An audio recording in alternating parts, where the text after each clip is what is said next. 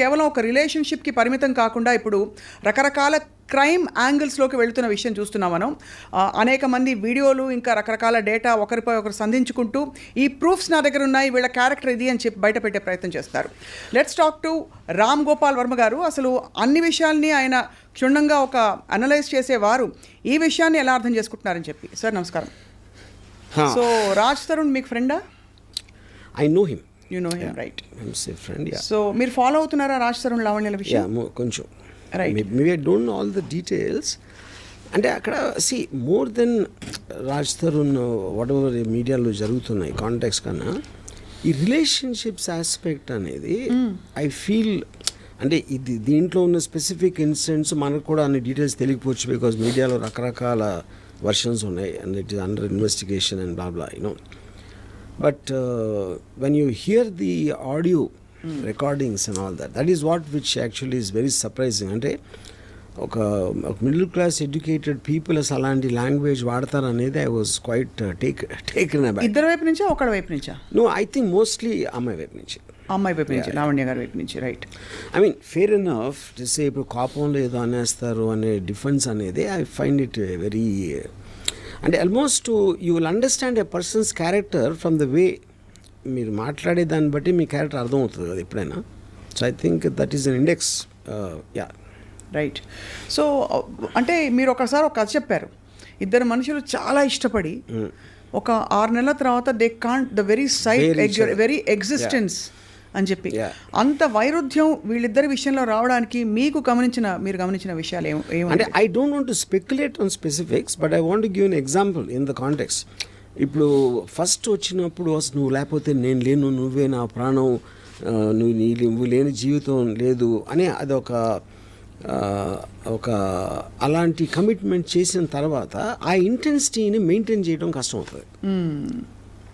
అప్పుడు ఒక పర్టికులర్ టైంలో మీరు అది ఆ ఇంటెన్సిటీ పోయినప్పుడు the other person feels betrayed. అప్పుడు అలా అన్నావు, ఇప్పుడు ఇలా అనలేదు ఇలా you know. But I think that is still a normal thing. ఇక్కడ కొంచెం ఏంటంటే నాకు the fact that they claim there there for years, 11 సంవత్సరాలు, అదొకటి. దాని తర్వాత he has some complaints about her, she has some complaints, ఇవన్నీ చేసి అది ఆల్మోస్ట్ ఒక రెగ్యులర్ రిలేషన్షిప్ లాగా మనం మాట్లాడలేం. మధ్యలో ఒక డ్రగ్ యాంగిల్ ఉంది, మధ్యలో ఇంకోటి ఏదో affairs with other multiple people, ఇన్ని మల్టిపుల్ నేరేటివ్స్ వచ్చినప్పుడు అది ఒక యావరేజ్ రిలేషన్షిప్ ఒక జనరలైజ్ చేయడానికి ఆస్కారం లేదు ఈ పర్టికులర్ కేసులో నా ఫీలింగ్. రైట్. బట్ నేను అంటే నాకు తెలిసినంత వరకు I'm feeling very sorry for Raj Tarun honestly.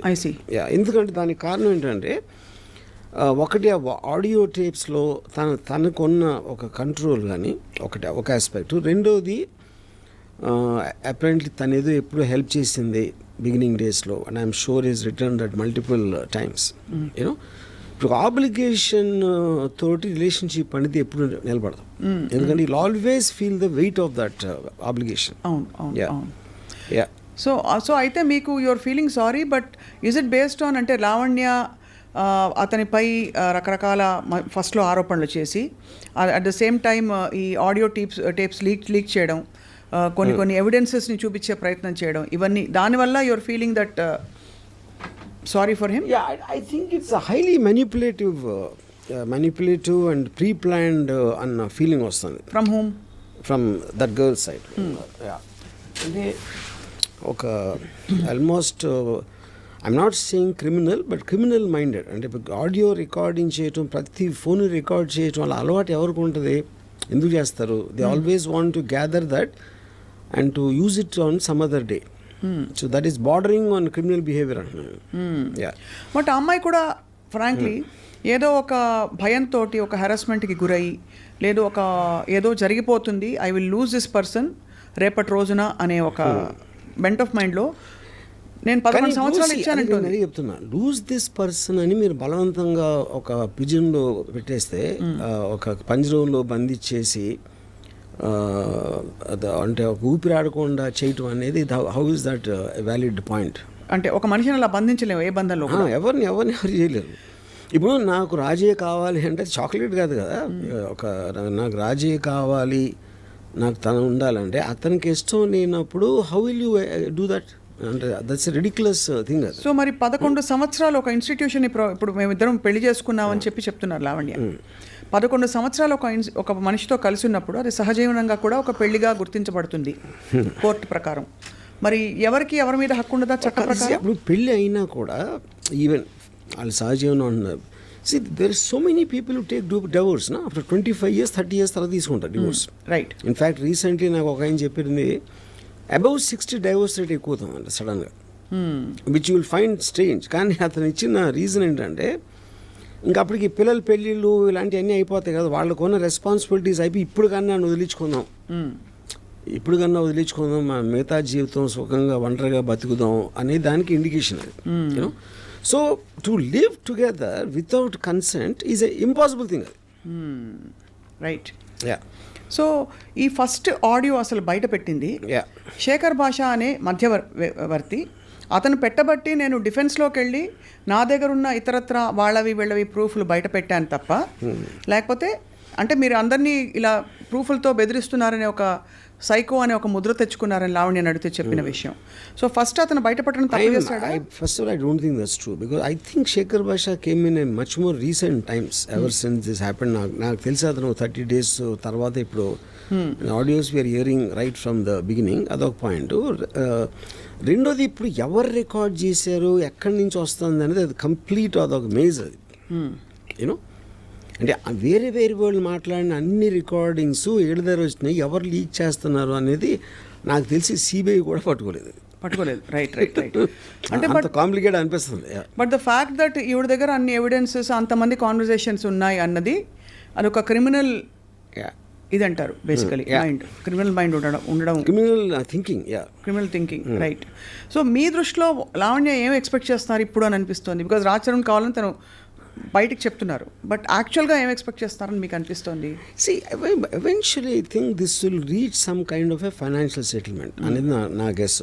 You know, but at the same time తను అంత స్ట్రాంగ్గా ఉండి ఆల్రెడీ తను అంత సపోర్ట్ చేసి ఎంతో కొంత డబ్బు ఇచ్చి అని చేశాడు కాబట్టి whether it be in the frame of the mind, అంటే ఇప్పుడు ఫైనాన్షియల్ సెటిల్మెంట్ అనేది మీరు ఒక బయట చేస్తున్నారా కోర్టులో అవుతుందా depending on the various factors అది అవన్నీ it will eventually lead to that. కానీ వాళ్ళిద్దరూ కలిసి ఉండటం అనేది జరగదు. రైట్. That cannot happen. అది కలిసి ఉండడం ఇంపాసిబుల్.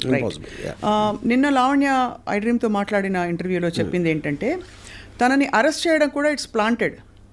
అంటే పోలీసులు ఉన్న పళంగా ఒకరోజు తను ఎక్కడి నుంచో దిగితే తనని వెళ్ళి అరెస్ట్ చేసి తీసుకెళ్ళిపోయారు. ఆ రోజు కుక్కపిల్లతో తను వాక్ వెళ్ళింది.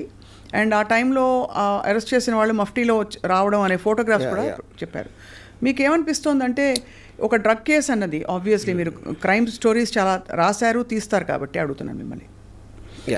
See, the point ఇప్పుడు అది తన allegation about the police, but common sense tells me ఇప్పుడు మీకు ఒక వ్యవస్థ అనేది మీరు అరెస్ట్ చేసి దాన్ని చూపించి మేజిస్ట్రేట్ అక్కడ ప్రూవ్ చేసి వాళ్ళు రిమాండ్ ఇవ్వటం ఇన్ని ప్రాసెసెస్ అందరూ కలిసి ఏదో ఒక కుట్ర పన్నేసి ఎవరో కుట్ర చేయించారు అంటే that sounds very unbelievable.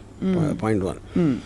So ఇప్పుడు దీని వెనకాల ఎవరున్నారని చేసే దట్ ఎవరున్నారని ఎక్స్ప్లిసిట్గా చెప్పకపోయినా నిన్న చర్చలో పాల్గొన్న ఇతర వారి ఆవిడ సపోర్టర్స్ ఎవరైతే ఉన్నారో, అంటే ఆ మాల్వి అనే అమ్మాయి తన గుడ్ ఆఫీసెస్ యూజ్ చేసి ఏదో ప్రెషర్ చేసి పోలీస్ డిపార్ట్మెంట్, బికాజ్ తను అడగడం ఏంటంటే ఒక సామాన్య స్త్రీని కుక్కతో వాకింగ్కి వెళ్ళిన టైంలో ఎవరైనా పోలీసులు వచ్చి ఎందుకు అలా పట్టుకుంటారు, అలా తీసుకెళ్ళిపోయి 43 రోజులు ఉన్నానని తనే చెప్పారు. 43 ఒక పూట ఏ బెదిరించే ఏంటి అది అంటే వేరు, బట్ 43 రోజులు రిమాండ్లో ఉంచుకోవడం అనేది సాధ్యమా? రిమాండ్లో ఉంచుకోవడం అది that is a judicial remand.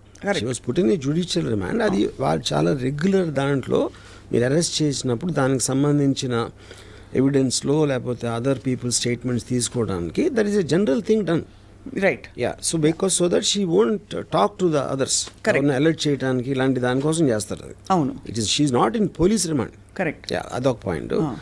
రెండోది కుక్కతో వాకింగ్ వెళ్తే అరెస్ట్ అంటే మీరు ఎవరిని అరెస్ట్ చేసినా ఆ టైంకి ఏదో చేస్తూ ఉంటారు కదా, వంట చేస్తూ ఉంటే చేయొచ్చు, సినిమా చూస్తూ ఉంటే చేయొచ్చు, లేకపోతే ఎక్కడన్నా చేయొచ్చు కదా. అంటే మెయిన్ అంటే ఇప్పుడు దాని వెనకాల రాజ్ తరుణ్ ఉన్నాడనే ఒక ఇన్సిన్యూషన్ ఉందా? అంటే అది ఇండైరెక్ట్ గా అటువంటి వస్తున్నాయి. ఎందుకంటే అలాంటిది వస్తే రాజు ఎందుకు కావాలి మళ్ళీ?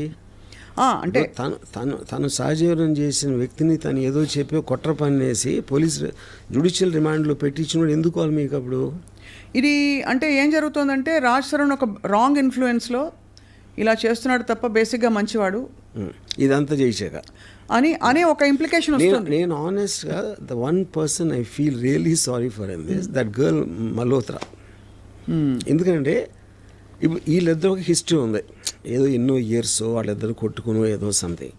ఆ అమ్మాయి తన కెరియర్ కోసం వచ్చి చేస్తే ఇప్పుడు మొత్తం ఎంత దారుణమైన నెగిటివ్ పబ్లిసిటీ ఆ అమ్మాయికి ఇచ్చారు ఫైనల్గా.